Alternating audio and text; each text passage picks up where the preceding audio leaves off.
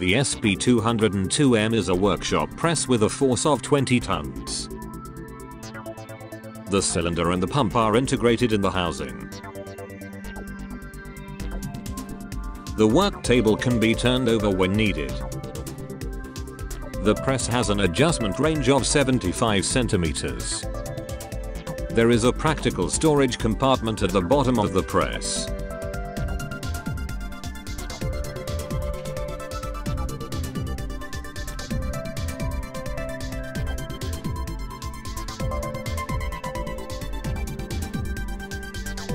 The press works hydraulically and is operated by hand.